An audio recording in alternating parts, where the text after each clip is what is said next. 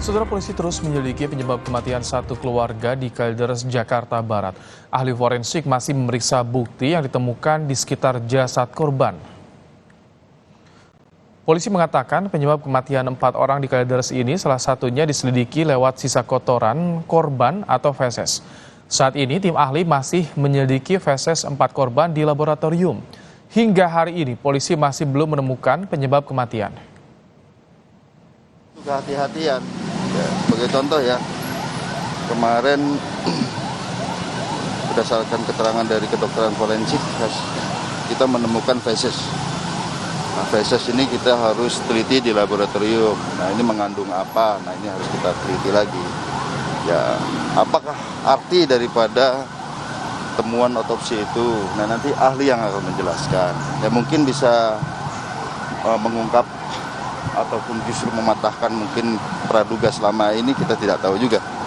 Kita sedang teliti itu. Kemudian terkait dengan ACC psikologi forensik. Informasi lain, mantan Karopaminal Divisi Propampori Hendra Kurniawan membenarkan pernyataan Ismail Bolong soal adanya pemeriksaan dugaan setoran tambang ilegal ke Barreskrim. Sesaat sebelum mengikuti sidang perintangan penyidikan pembunuhan Yosua di Pengadilan Negeri Jakarta Selatan hari ini, Hendra Kurniawan mengonfirmasi adanya laporan hasil penyelidikan dugaan setoran tambang ilegal ke petinggi Polri. Hendra juga membenarkan memeriksa langsung Ismail Bolong yang membuat video pengakuan telah menyetor 6 miliar rupiah ke Kabareskrim Komjen Agus Andrianto. Belakangan pernyataan itu dicabut oleh Ismail Bolong. Konfirmasi soal itu Pak, yang HP penyelidikan itu betul nggak Pak? Kemarin Pak FS itu konfirmasi. Yang mana? Yang HP dokumen, betul itu. Itu benar ke Pak Hendra meriksa. Betul nggak saya? Langsung Pak. Itu yang pejabat yang berwenang aja. Ada datanya nggak? Berarti surat penyelidikannya benar ya Pak ya? Ya betul. Berarti Pak itu menyeret Kabareskrim Pak ya, betul ya? Ya kan sesuai paket. Terima kasih Pak. Terima kasih Pak.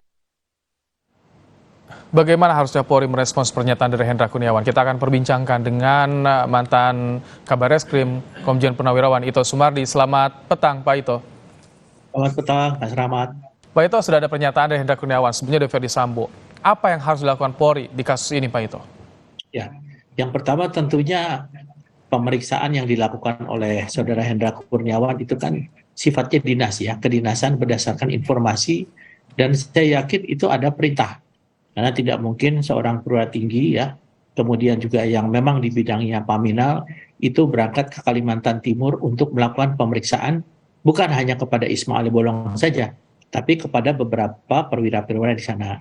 Kemudian salah satu yang indikasinya adalah memang ada indikasinya mungkin ada bisa sementara ditemukan keterangan atau indikasi adanya betul-betul setoran-setoran yang sebagaimana disampaikan Saudara Ismail Bolong itu kan sudah ada tindakan daripada Pak Kapolri untuk menarik daripada Kapolda Kalimantan Timur, meskipun itu harus dibuktikan dulu ya secara diuji kebenarannya dulu ya.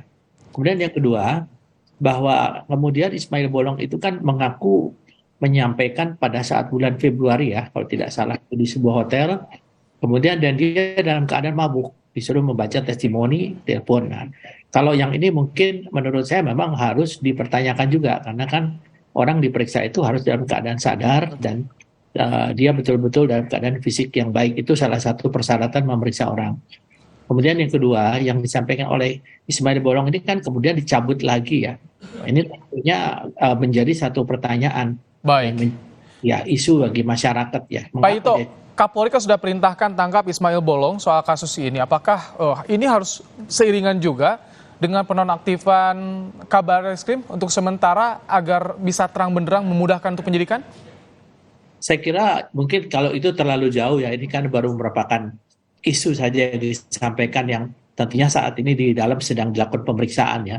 Dan kalau ini memang menyangkut kepada seorang perwira tinggi, tidak serta-merta itu dinonaktifkan, kecuali kalau memang ada indikasi kuat bahwa yang bersangkutan itu adalah memang menerima ya atau terlibat sebagaimana. Jadi langkahnya apa yang harus segera dilakukan oleh Polri? Karena kan ini bisa membuat gaduh dalam tanda petik juga, Pak Ito. Ya, sekarang kan yang saya tahu Ismail Bolong sudah diamankan ya. Kemudian saat ini sedang dilakukan pemeriksaan yang intens ya di dalam. Ya tentunya ini belum untuk konsumsi publik ya. Ya. Saya sendiri mendapatkan informasi bahwa yang bersangkutan saat ini sedang diminta keterangan secara mendalam karena ini kan menyangkut jaringan ya, Mas Rahmat. Bukan hanya untuk masalah yang diramaikan saja. Tentunya terkait juga dengan siapa-siapa yang ada di belakang apa yang diisukan itu ya masalah. Kalau informasi tadi sudah diamankan Ismail Bolong, sudah dibawa ke Jakarta belum sih Pak Ito, informasi yang Anda peroleh sejauh ini? Saya mendengar yang bersangkutan sudah diamankan di Jakarta ya. Saat ini sedang dilakukan pemeriksaan oleh oleh Propam. Kemudian juga tentunya yang pertama Propam dulu ya, karena menyangkut masalah informasi yang menyangkut anggota Polri ya. Ya, karena kita menunggu saja. Tapi saya yakin Pak Kapolri sudah memerintahkan bahwa ini harus diungkap tuntas ya. Oke. Ini kalau Anda lihat dengan munculnya kasus ini apa sih? Karena kan tidak jauh dengan kasus yang menjerat Verdi Sambo juga dan Hendra Kurniawan tentunya Pak Ito. Apakah ini ada sebab akibat atau seperti apa sih kalau yang Anda baca Pak Ito? Saya tidak bisa menyimpulkan ya masalah ini. Karena apa? Karena ini kan kasusnya sebetulnya jauh sebelum terjadinya kasus Duren 3 ya. Jadi suratnya pun yang sekarang beredar itu betul ya, yang ditandatangani oleh saudara Verdi Sambo. Nah itu tentunya ini merupakan satu hal yang rutin sebetulnya ya dalam mengungkap satu pelanggaran daripada anggota ya mungkin ya. Tapi kalau dikaitkan dengan masalah apakah balas dendam dan lain sebagainya, saya kira terlalu jauh lah. Ini kebetulan bersamaan saja dengan kasusnya Verdi Sambo yang sedang berlangsung saat ini ya.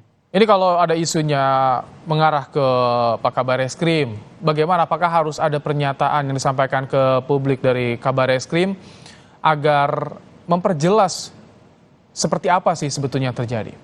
Ya, kalau Kabar Eskrim langsung merespon, tentunya publik akan mengatakan bahwa Kabar Eskrim membela diri ya. Kalau misalnya ini disampaikan secara resmi ya oleh Difumas, berdasarkan hasil daripada penyelidikan maupun penyidikan daripada Divpropam, siapa-siapa yang terlibat, tentunya ini akan lebih merupakan satu hal yang betul-betul formal ya. Tapi pengalaman saya juga dulu ya Mas Rahmat pernah diisukan menerima suap, saya tidak bereaksi ya, tetapi saya minta diperiksa, setelah diperiksa tidak terbukti dengan fakta-fakta yang ada, kemudian disampaikan kepada masyarakat dan kepada media juga. Itu yang saya lakukan dulu. Saya kira mungkin ini hampir sama lah dengan yang saya alami dulu ya Mas Rahmat ya. Baik, Pak Ito, kan kita tahu di sebelumnya juga mantan Kapolda Kalimantan Timur, Heri Rudolf Nahak sudah dicopot nih dari jabatannya tidak jauh dari soal kasus ini juga. Ini bagaimana pendalamannya soal ini? Ismail Bolong sudah ditangkap. Seperti apa pendalamannya harusnya yang dilakukan oleh Polri? Ya kalau sampai seorang Kapolda itu dimutasi ya, itu adalah merupakan satu indikasi bahwa Pak Kapolri sudah menerima informasi ini dan mungkin sudah melihat ada indikasi kebenarannya. Tetapi kan Pak Kapolda itu kan harus bertanggung jawab di situ ya. Apakah Kapolda itu memang terlibat atau tidak? Tentunya juga itu pasti harus didalami oleh. Baik. Pak Ito, terima kasih telah menyampaikan pandangannya soal kasus ini. Kita akan tunggu, nantikan juga bagaimana langkah ke depan dari Polri. Terima kasih, Ito Sumardi, mantan Kabar Eskrim Polri.